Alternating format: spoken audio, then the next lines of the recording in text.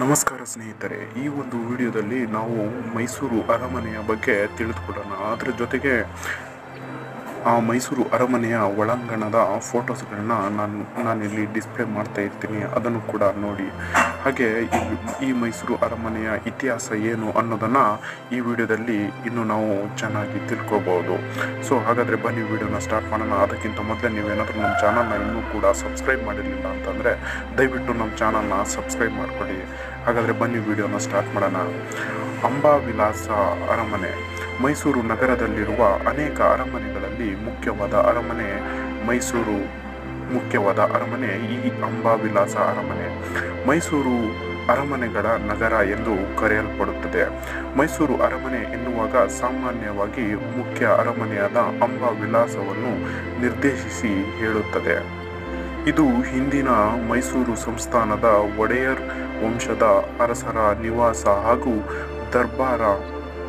ದರ್ಬಾರು ಶಾಲೆಯಾಗಿದ್ದು, ಈ ಅರಮನೆಯ ನಿರ್ಮಾಣ ಪ್ರಾರಂಭಿಸಿದ್ದು 1897ರಲ್ಲಿ, ನಿರ್ಮಾಣ 1912ರಲ್ಲಿ.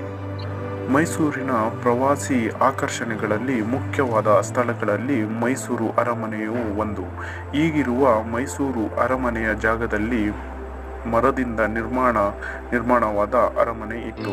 ಮರದ ಅರಮನೆಗೆ ಬೆಂಕಿ ಬಿದ್ದು ಸುಟ್ಟು ಹೋದ ನಂತರ ಈಗಿರುವ ಅರಮನೆ ಕಟ್ಟಲು ಶುರು ಮಾಡ್ತಾರೆ.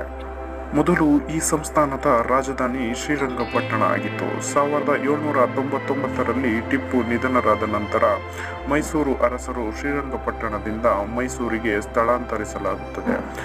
ಆಗಿನ್ನೂ 6 ವರ್ಷದ ಬಾಲಕನಾಗಿದ್ದ ಮುಮ್ಮಡಿ ಕೃಷ್ಣರಾಜ ಒಡೆಯರ್ 1897ರಲ್ಲಿ ಹಳೆಯ ಮರದ ಅರಮನೆಯಲ್ಲಿ ಮದುವೆ ನಡೆಯುತ್ತಿದ್ದ ಸಂದರ್ಭದಲ್ಲಿ ಬೆಂಕಿ ಬಿದ್ದು ಇಡೀ ಅರಮನೆ ಸುಟ್ಟು ಹೋಯಿತು. ನಂತರ ಅರಮನೆ ನಿವಾಸಿಗಳು ಸಮೀಪದ ಜಗನ್ಮೋಹನ ಅರಮನೆಗೆ ಸ್ಥಳಾಂತರವಾಗುತ್ತಾರೆ. ಒಡೆಯರ್ ಅರಸರು 14ನೇ ಶತಮಾನದಲ್ಲಿಯೇ ಇಲ್ಲಿ ಒಂದು ಅರಮನೆಯನ್ನು ಕಟ್ಟಿಸಿದರು. ಈ ಅರಮನೆ 1638ರಲ್ಲಿ ಸಿಡಿಲು ಹೊಡೆದು ಭಾಗಶಃ ಹಾಳಾಯಿತು. ಆಗ ಇದನ್ನು ರಿಪೇರಿ ಮಾಡಿ ವಿಸ್ತರಿಸಲಾಗಿತ್ತು.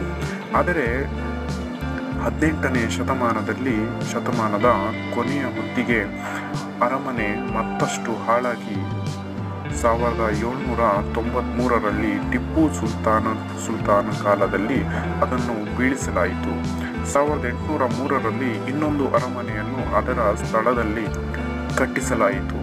ಈ ಅರಮನೆ ಸಹ 1897ರಲ್ಲಿ ರಾಜಕುಮಾರಿ ಜಯಲಕ್ಷ್ಮಮ್ಮಣಿ ಅವರ ಮದುವೆಯ ಸಂದರ್ಭದಲ್ಲಿ ಬೆಂಕಿ ಬಿದ್ದು ನಾಶವಾಯಿತು. ಆಗ ಮೈಸೂರು ಮಹಾರಾಣಿಯವರಾಗಿದ್ದ ಕೆಂಪನಂಜಮ್ಮನಿ ವಾಣಿವಿಲಾಸ ಸನ್ನಿಧಾನ ಇನ್ನೊಂದು ಅರಮನೆಯನ್ನು ಕಟ್ಟಲು ಬ್ರಿಟಿಷ್ ಇಂಜಿನಿಯರ್ ಹೆನ್ರಿ ಇರ್ವಿನ್ ಅವರನ್ನು ನೇಮಿಸಿದರು. ವಿವಿಧ ರೀತಿಯ ವಾಸ್ತುಕಲೆಗಳನ್ನು ಸೇರಿಸಿ ಅರಮನೆಯನ್ನು ಕಟ್ಟಲು ಅವರಿಗೆ ತಿಳಿಸಲಾಯಿತು. ಈ ಅರಮನೆಯು 1912ರಲ್ಲಿ ಸಂಪೂರ್ಣವಾಯಿತು. ಹಾಗೆ ಈ ಅರಮನೆಯ ವಾಸ್ತುಶಿಲ್ಪವನ್ನು ನೋಡೋದಾದರೆ, ಅರಮನೆಯ ವಾಸ್ತುಕಲೆಯ ಶೈಲಿಯನ್ನು ಸಾಮಾನ್ಯವಾಗಿ ಇಂಡೋ ಸರಾಸೆನಿಕ್ ಶೈಲಿ ಎಂದು ವರ್ಣಿಸಲಾಗುತ್ತದೆ. ಮುಖ್ಯವಾಗಿ ಹಿಂದೂ, ಮುಸ್ಲಿಂ ಮತ್ತು ಗೋಥಿಕ್ ಶೈಲಿಯ ವಾಸ್ತುಕಲೆಯನ್ನು ಅರಮನೆಯ ನಿರ್ಮಾಣದಲ್ಲಿ ಉಪಯೋಗಿಸಲಾಗಿದೆ. ಕಲ್ಲಿನಲ್ಲಿ ಕಟ್ಟಲಾಗಿರುವ ಅರಮನೆಯಲ್ಲಿ 3 ಮಹಡಿಗಳಿದ್ದು, ಕೆಂಪು ಅಮೃತಶಿಲೆಯ ಗುಂಬಗಳು ಹಾಗೂ 145 ಅಡಿ ಎತ್ತರದ 5 ಮಹಡಿಗಳುಳ್ಳ ಗೋಪುರವನ್ನು ಅರಮನೆ ಹೊಂದಿದೆ. ಅರಮನೆಯ ಸುತ್ತಲೂ ದೊಡ್ಡ ಉದ್ಯಾನವನವಿದೆ.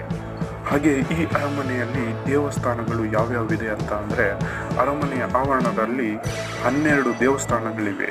14ನೇ ಶತಮಾನದಲ್ಲಿ ಕಟ್ಟಿದ ಕೋಡಿ ಭೈರವನ ದೇವಸ್ಥಾನದಿಂದ ಹಿಡಿದು 1953ರಲ್ಲಿ ಕಟ್ಟಲಾದ ದೇವಸ್ಥಾನಗಳೂ ಇವೆ.